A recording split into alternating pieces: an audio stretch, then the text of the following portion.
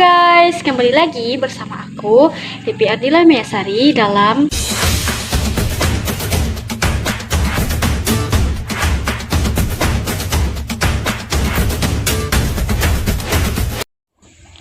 Jadi, di pertemuan kali ini, aku ingin mengulang kembali pelajaran-pelajaran yang telah aku pelajari dari mulai bulan Juli sampai bulan Desember tahun 2022 pada mapel bahasa Inggris. Nah, dari sini aku ingin mengulangnya dari bab per bab, mulai dari bab 1 sampai dengan bab 4. Nah guys, jadi dalam bab 1 ini, kita akan membahas materi tentang asking and offering for help. Apakah yang dimaksud dengan asking and offering for help? Nah, jadi asking and offering for help adalah salah satu expression dalam bahasa Inggris yang mana menyatakan bahwa kita meminta atau memberikan bantuan kepada seseorang. Nah, biasanya kalimat asking offering for help dimulai dengan kata modal auxiliaries, yaitu berupa can, could, will, would, shall, should, might, and much. Nah, jadi contoh kalimat asking for help ada banyak macam ya guys. Contohnya seperti can you help me? Yang artinya bisakah kamu membantuku? Terus could you please give me a hand? Bisakah kamu menolong saya? Nah, tadi kan kita membahas tentang contoh kalimat dari asking, offering for help. Jadi sekarang kita akan mempelajari tentang bagaimana tanggapan menerima untuk membantu. Nah, tanggapan-tanggapan tersebut dapat berupa kata okay, yes, I can, okay, no problem, sure, dan no problem. Nah, lalu ini kebalikan dari kata menerima bantuan tadi. Ini adalah respon seorang yang menolak untuk dibantu. Nah, contoh katanya seperti I'm sorry, I can't, yang artinya maafkan aku tidak bisa. Terus sorry, I can do it, yang artinya maaf, aku tidak bisa melakukannya. Terus sorry, I'm busy, yang artinya maaf, aku sibuk. Lalu you better manage it on your own, yang artinya kau urus saja sendiri. Terus I'm afraid I can't do it, yang artinya aku takut aku tidak bisa melakukannya. Ini adalah contoh kalimat yang untuk menolak bantuan secara sopan ya guys. Nah guys, berbeda dengan asking for help, offering for help adalah kalimat atau expression yang menunjukkan bahwa kita menawarkan bantuan kepada seseorang yang membutuhkan bantuan. Nah, jadi contoh kalimatnya seperti ini ya guys. Yang pertama, may I help you, yang artinya bolehkah aku membantumu? Terus, would you like to help me? Bisakah aku membantumu? What you mean if I sit here? Apa tidak apa-apa saja jika aku duduk di sini? Next, open the window please, yang artinya buka jendelanya tolong. Ini adalah kalimat untuk menawarkan bantuan kepada seseorang ya guys, yaitu offering for help. Next, lalu ini adalah contoh-contoh kalimat untuk menerima bantuan dari orang tersebut. Contohnya seperti kata terima kasih, thank you, yes please, ya tolong. Terus yes please, that will be lovely, ya tolong, itu akan sangat menyenangkan. Jadi ini adalah contoh kalimat untuk menerima bantuan dari seseorang ya. Terus ini adalah kebalikan dari menerima tadi, ini adalah menolak bantuan dari seseorang. Nah, contoh kalimatnya bisa kita pakai seperti no thanks, tidak, terima kasih. I can't, thanks anyway, yang artinya aku tidak bisa, terima kasih. Terus no, I really want, thanks, tidak, aku tidak mau, terima kasih. Terus it's okay, I can do it myself, yang artinya terima kasih, aku bisa melakukannya sendiri. Terus no thanks you, tidak, terima kasih. Lalu no thanks, I don't need any help, tidak, terima kasih, aku tidak membutuhkan bantuanmu. Nah, ini adalah kata-kata penolakan secara sopan dan santun ya guys. Lanjut bab 2. Nah, dalam bab 2 kita akan mempelajari materi tentang caption text. Apakah yang dimaksud dengan caption text? Jadi, caption text adalah teks singkat yang biasanya menyertai gambar, grafik, tabel, visual media, atau memberikan deskripsi dan informasi tambahan. Nah, jadi generic structure atau struktur teks dari caption terdiri dari who, what, where, when, why, and credit. Jadi ada 6 ya guys, terus kan ada credit tadi. Credit yang artinya menerangkan identitas atau profil dari orang tersebut ya guys. Next, language reference yang artinya unsur kebahasaan. Yang pertama seperti present tense. Mengapa harus menggunakan present tense? Karena kita akan menerangkan informasi yang aktual dan fakta.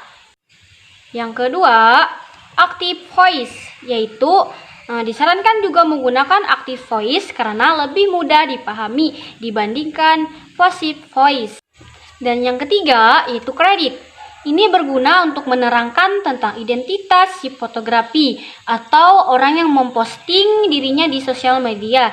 Jadi wajiblah dia itu menggunakan nama dia ya guys, pertama nama dan tempat dia bekerja. Jadi supaya orang tuh mudah gitu kan, mudah mengetahui keberadaannya dan mengetahui identitasnya. Next, fungsi dari caption text yaitu memberikan informasi, menambah kreativitas, hingga membuat seorang yang melihat itu menjadi tertarik untuk memahami isi foto.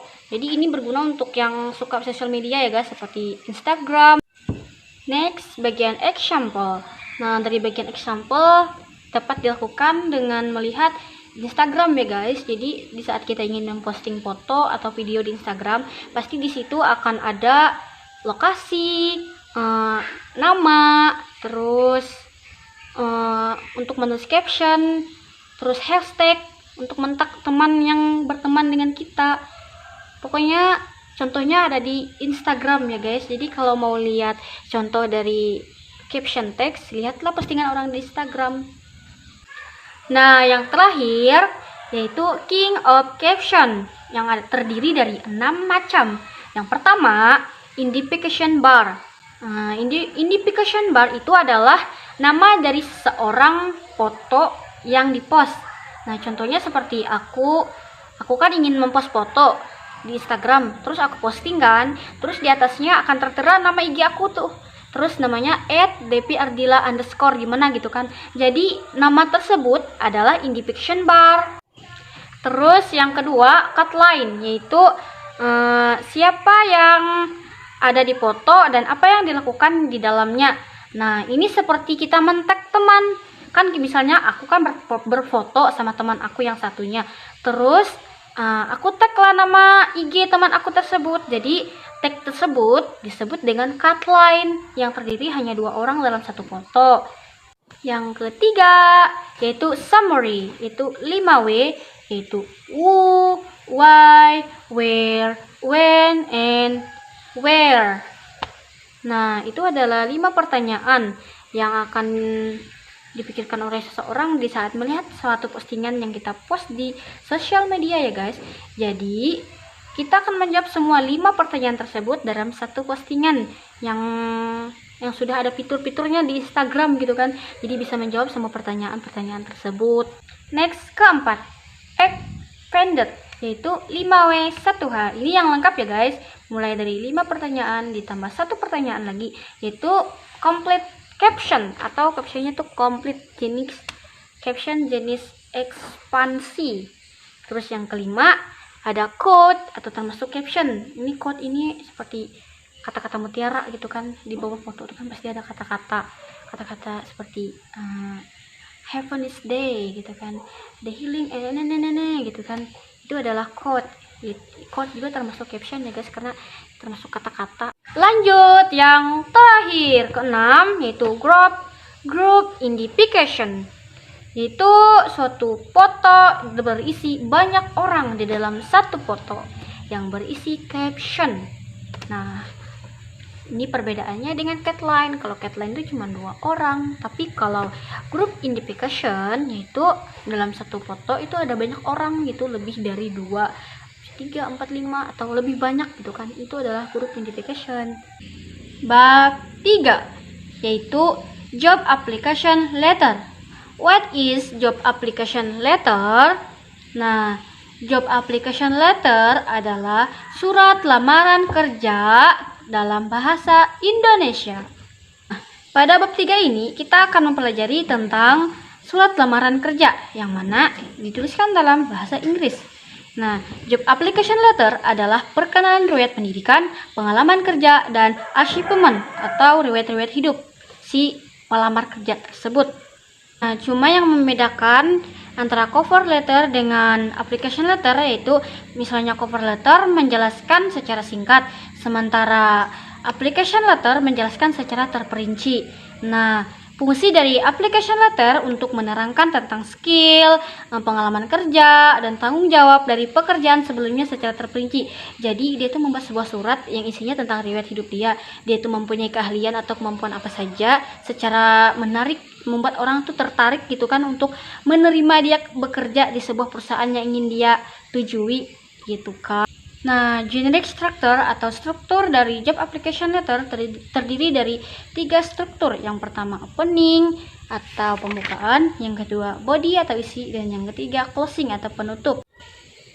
Di dalam opening, application informasi yaitu informasi dasar pengirim surat, isinya berupa nama lengkap, kontak telepon, dan alamat yang terdiri dari date, yakni tanggal berapa menulis surat, recipient atau information, yaitu informasi mengenai penerima surat, isinya berupa nama penerima, posisinya di perusahaan, nama perusahaan, alamat perusahaan, atau kontak perusahaan. Yang kedua, body, yaitu bagian isi dari surat. Isi dalam surat tersebut berupa nama lengkap, saat ini sebagai apa, posisi apa yang ingin dilamar, dan dari mana mendapatkan info mengenai lowongan kerja tersebut. Nah, seperti yang kita tahu bahwa dalam isi tersebut dia itu ingin mengajukan dirinya tuh sebagai apa gitu kan, misalnya ingin menjadi manajer, ingin menjadi asisten. Jadi dia tuh menulis keinginannya tuh di dalam isi surat tersebut gitu kan. Dan terakhir yang ketiga yaitu closing atau penutup. Nah, di dalam penutup tersebut wajiblah kita mengucapkan atau orang yang menulis surat tersebut mengucapkan terima kasih atau menuliskan harapan supaya bisa diterima di dalam perusahaan tersebut. Terus diikuti dengan tanda tangan si penulis tersebut. Nah, nama si penulis tersebut tidak boleh di atas tanda tangannya ya, harus di bawah tanda tangan. Oke? Untuk bagian example dapat dilihat seperti gambar di atas ya guys. Ini adalah contoh surat resmi yaitu dari job application letter. Nah, ini adalah contohnya guys. Kemudian bab 4 yang berjudul News Item Text. Nah, what is this news item text? News item text adalah sebuah teks dalam bahasa Inggris yang menceritakan suatu kejadian atau peristiwa yang sangat penting dan berbentuk menyerupai berita atau layak dijadikan suatu berita atau news. News item dibagi menjadi 2 jenis. Yang pertama, news item yang disampaikan secara lisan, dan yang kedua, news item yang disampaikan secara tertulis. Nah, tadi kan ada 2 jenis tuh yang bisa, yang pertama disampaikan secara lisan dan secara tertulis. Nah, yang secara lisan contohnya seperti siaran radio dan televisi. Jadi beritanya itu dapat kita saring atau didapatkan dari siaran radio atau siaran televisi. Itu yang secara lisan ya guys. Nah, untuk yang secara tertulis kita dapatkan berita atau informasi dari tabloid atau koran atau majalah. Nah, dalam generic structure of news item text terdiri dari 3 macam ya guys. Nah, yang pertama, main event atau newsworthy event yang secara umum atau ringkas. Nah, jadi pengertiannya adalah paragraf yang berisi tentang ringkasan dari suatu peristiwa alias kejadian penting yang menjadi highlight untuk disampaikan kepada pembaca. Yang kedua, yaitu elaboration atau background event atau isi dari suatu berita. Nah, pengertiannya adalah harus meliputi 5W1H. W1H, tahu kan 5W1H itu apa? Mulai jadi who, was, we, when, where, why, dan whose ya. Nah, background event berisi tentang latar belakang peristiwa yang terjadi, mulai dari apa, siapa, apa yang terjadi, di mana, kapan, mengapa, serta bagaimana peristiwa tersebut bisa terjadi. Yang ketiga yaitu resource of information atau source atau sumber informasi. Nah, bagian ini berisi tentang pendapat para ahli saksi mata. Pendapat ahli saksi mata itu seperti apa sih? Nah, ini seperti saksi mata itu adalah orang yang melihat langsung kejadian. Jadi orang tersebut yang memberikan informasi kepada orang lain. Terus selain itu bisa juga berupa komentar dari berbagai pihak lain yang terlibat, seperti orang-orang yang berkomentar dalam masalah tersebut atau peristiwa tersebut. Next, fungsi news item text. Nah, tujuan atau fungsinya yaitu fungsi sosial atau social vocation, yaitu apa tujuan dari penulisan sebuah teks untuk masyarakat umum. Nah, news item text bertujuan untuk memberikan informasi atau berita kepada para masyarakat atau para pembaca yang bersifat penting dan sangat bernilai ya guys. Di dalam news item text terdapat 4 ciri atau karakteristik. Yang pertama, isi teks bersifat berfokus pada suatu kejadian atau peristiwa penting. Dan yang kedua, bahasa yang digunakan singkat namun padat. Dan yang ketiga, terkadang diawali dengan nama kota atau nama media yang menerbitkan. Misalnya Jakarta, itu kan nama penerbit atau nama kota yang menerbitkan suatu berita tersebut ya guys. Dan yang keempat, yaitu biasanya disertai dengan gambar atau ilustrasi serta judul atau headline atau sinopsis dari suatu berita tersebut yang mendeskripsikan isi peristiwa. Terus, language picture atau kaidah kebahasaan dari news item text. Yang pertama, using simple past tense atau simple past tense, yaitu pengertian, rumus, fungsi, dan contoh kalimat. Simple past tense adalah bentuk kalimat untuk mengungkapkan suatu kejadian di masa lampau. Soalnya berita itu kan terjadi di masa lampau atau ditulis saat peristiwanya sudah terjadi. Terkadang juga penulis menulis mengandalkan simple present tense. Nah, tujuannya adalah untuk menulis judul atau headline yang memberikan kesan bahwa informasi tersebut yang akan disampaikan kepada pembaca masih bersifat baru atau hot issue. Sometimes item juga bisa ditulis dengan simple present tense untuk menceritakan sebuah fakta yang masih berlanjut hingga masa kini. Contohnya seperti berita Perdi Sambo ya kan masalahnya peristiwanya kan sudah lama terjadi namun masih dibicarakan sampai saat ini karena termasuk hot issue. Yang kedua yaitu using saying verbs atau contoh kalimat yang diakhiri dengan seperti rainy side. Rainy side adalah nama orang, sedangkan side merupakan salah satu contoh saying verbs. Nah, jadi saying verbs adalah kata kerja yang identik terjadi pada aktivitas percakapan. Contoh dari saying verbs yaitu respond, say, answer, ask, reply, agree, tell, ask, dan masih banyak lagi. Namun dalam news item text umumnya saying verbs tersebut akan ditulis dalam bentuk past tense. Misalnya say menjadi said, tell menjadi told, dan masih banyak lagi ya. Nah, dalam kata lain, using saying verb itu seperti kata yang didapatkan dari orang lain. Seperti misalnya Katarina kan gitu, dia kan mendapatkan Katarina terjadi gempa di Makassar kan, seperti contohnya seperti itu. Jadi dia itu kan mendapatkan berita dari Serina dan dia mengungkapkan kembali atau memberikan informasi itu kembali kepada khalayak banyak dengan mengatasnamakan Rina, karena Rina tersebut yang memberikan informasi pertama kepada si dia tadi. Next, yang ketiga yaitu using action verb. Action verb atau dynamic verbs adalah kata kerja yang merujuk pada suatu tindakan atau terlihat oleh orang lain. Jadi tindakannya itu dilihat oleh orang lain ya guys. Aktivitas verb biasa juga disebut dengan dynamic verb. Contohnya seperti on Tuesday, Didi was taken to Bandung for treatment. Mutia said no these cats were distraught but he did on Friday. Jadi pada kalimat di atas ada kata taken yang artinya dibawa dan treatment yang artinya berobat. Jadi si Mutia tadi melihat Didi yang dibawa ke rumah sakit untuk berobat gitu kan. Next, yang keempat, using adverb, yaitu time, place, manner. Adverbs adalah kata keterangan yang menjelaskan kata kerja, kata sifat, atau kata lainnya. Dalam hal ini, adverbs yang digunakan adalah time, place, and manner. Adverbs of time adalah kata keterangan waktu, yang mana waktu menentukan kapan terjadinya suatu peristiwa tersebut. Nah, yang kedua, adverbs of place, yaitu kata keterangan tempat. Jadi tempatnya di mana tempat kejadian tersebut, kayak TKP gitu kan, tempat kejadian perkara dalam suatu berita. Yang ketiga, adverbs of manner, yang artinya bagaimana cara suatu kegiatan atau kejadian tersebut bisa terjadi, atau bagaimana